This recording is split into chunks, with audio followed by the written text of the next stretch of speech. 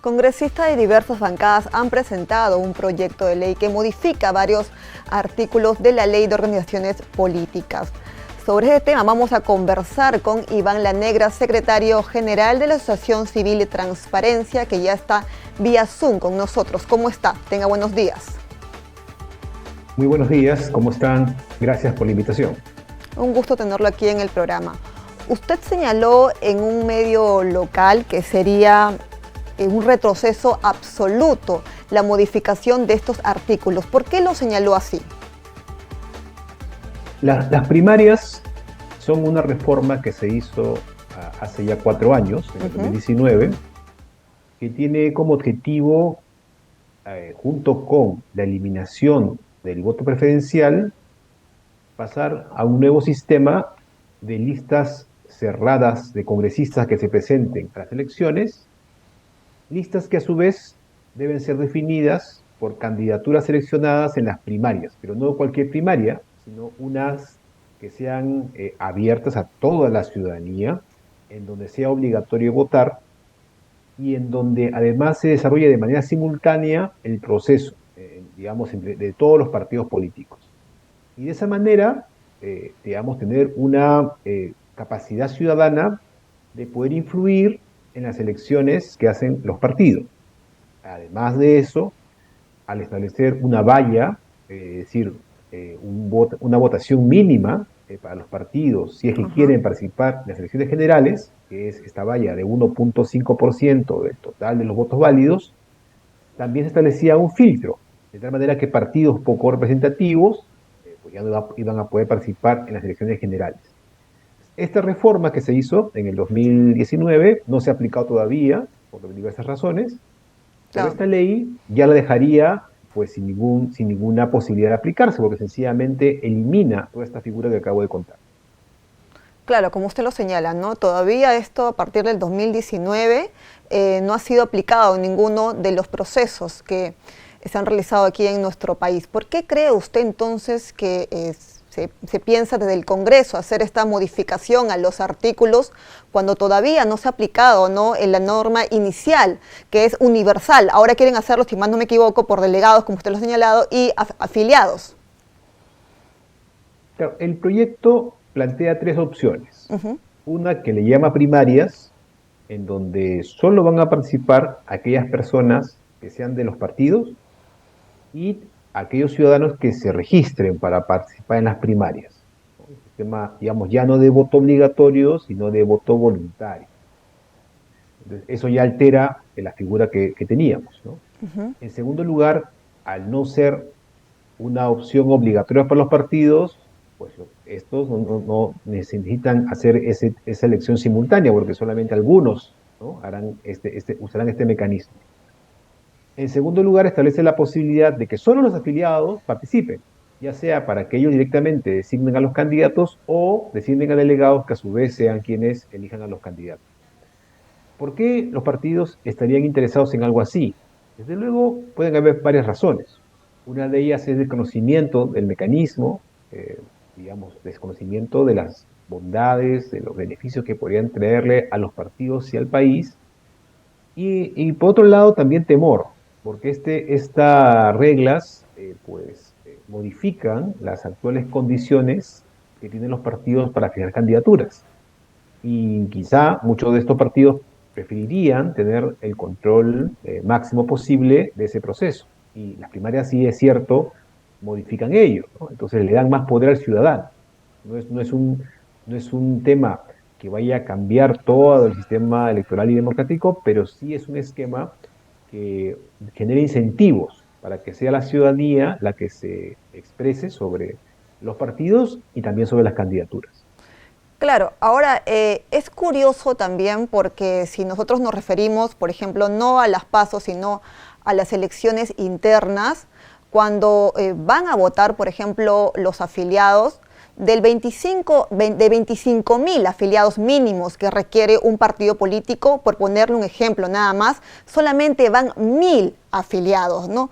Sería prácticamente el 4%. Entonces la pregunta aquí de fondo es, ¿qué es lo que realmente está buscando el Congreso cuando ya tenemos estos resultados en unas elecciones internas? Sí, es cierto, la participación de los afiliados en las elecciones internas es muy baja la participación. Es aproximadamente el 8%, ¿no? En promedio de todos los partidos. Es una cifra muy baja. Y además, como usted bien señala, en muchos casos el mínimo para tener un partido es 25.000 militantes, ¿no? Entonces es un número que es, digamos, no es despreciable, pero no es sino una pequeña fracción del total del electorado. Entonces, si de ese 25.000, como usted señala, solamente participa el 8%, ya tenemos un problema, ¿no? Tenemos un problema de representatividad. Eh, pero claro, este sistema de elecciones de afiliados, más aún cuando se hace a través de delegados, No le escucho. da un gran control del proceso a los dirigentes de los partidos. Y eso es un incentivo que tienen para mantener el sistema. Sin embargo, creo que si queremos cambiar la situación actual de los partidos, fortalecerlos, las primarias pueden ser un buen primer paso. No, no es lo único que hay que hacer, pero es sin duda un paso importante. Entonces, ojalá que se reflexione sobre ese tema y se den cuenta, digamos, los que están ahora en el Congreso, que de hecho hay cosas también positivas de las PASO, ¿no? Por dar un ejemplo, puede haber muchos partidos de posiciones más o menos similares, en términos programáticos o ideológicos, y en lugar de ir fragmentados, podrían formar una alianza y usar las primarias como un mecanismo para decidir cuál de los distintos candidatos que pueden haber en esa alianza es el mejor. Y de esa manera resolver digamos, los problemas que pueden tener la formación de ese tipo de coaliciones. Como digo, ojalá que se den cuenta los partidos, ¿no? En general, los que están en el Congreso, de la importancia de implementar este mecanismo. Eso no quiere decir que no se puedan hacer mejoras, desde luego, pero esas mejoras parten por la necesidad de implementar este proceso que, como digo, ya tiene 4 años de aprobado. Ahora, finalmente, por favor, para que quede claro a la ciudadanía que nos está viendo, ¿cuáles son las ventajas de las elecciones primarias, pero sin ninguna modificación, ¿no? Como está programado en el inicio? Para el ciudadano le da una oportunidad de influir en las decisiones sobre candidaturas, porque para empezar, los partidos que postulan tienen que ser aquellos que tengan por lo menos, como dije hace un rato, el 1.5% del voto válido. De partidos sin ningún tipo de respaldo ya no participan. Segundo, los ciudadanos, a través del voto, van a decidir quiénes de los candidatos del Congreso finalmente integrarán las listas. Y Y, además establecerán con su voto el orden, la apelación, ¿no? Es decir, quién va primero, quién va al final. Evidentemente, quien está primero tendrá más oportunidad de ser eventualmente electo congresista. y habrá Hay un porcentaje de 20% del total de la lista que puede seguir siendo definido por el partido, pero eso es sin duda un paso importante, porque hay que recordar que la eliminación del voto preferencial hace que ahora ya no vayamos a votar poniendo un número, ¿no? Al lado de nuestro voto por el partido, sino que la lista es cerrada, por lo tanto votamos por una lista y no ya no por un candidato individual en las elecciones. Entonces ese tema de tener eliminación del voto preferencial y primarias es una combinación muy importante. bien, ¿y habrá la posibilidad de que alguna vez sea implementada? Ya se han suspendido como 3 veces, por eso le hago esa pregunta.